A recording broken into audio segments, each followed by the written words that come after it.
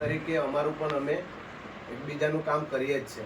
તો જે પણ તમે જે શીખો છો ધ્યાનથી શીખજો અને એકબીજાને સમજાવજો.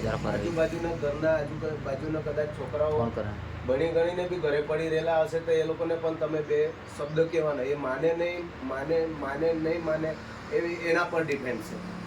પણ આપણા તરફથી ટ્રાય કરવાનું એને લાવવા માટે કે આપણા આદિવાસી બહેનના માટે કોઈ પણ દિવસ સરકાર સારું નથી વિચારતી, પરંતુ આવા જે કોઈ પણ ટ્રસ્ટો છે એના થકી જો આપણા સમાજના છોકરાઓ આગળ આવે એના માટે આપણે હકીકત છે કે આ વસ્તુ આપણે એકબીજાને સપોર્ટ કરીને ઉપર લાવવા જેવું છે કે નહીં?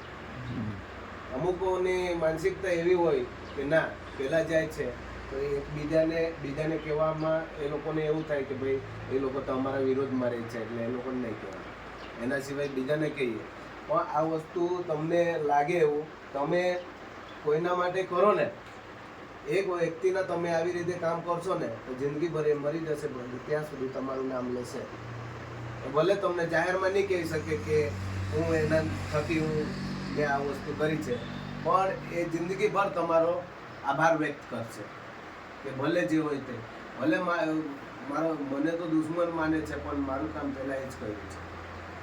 તેવી જ રીતે હું તો આજ સમાજ પાછળ અમે સમય બગાડીએ છીએ તો અમને આશા છે કે આવનારા દિવસોમાં આપણા સમાજ જાગૃત થાય ને આપણા આદિવાસી સમાજ પર ઘણો શોષણ થાય છે એની લડતમાં પણ તમે સાથ સહકાર આપે એવી અમે અપેક્ષાઓ રાખીએ છીએ. જય જોહાર, જય આદિવાસી. તો ધનેલભાઈ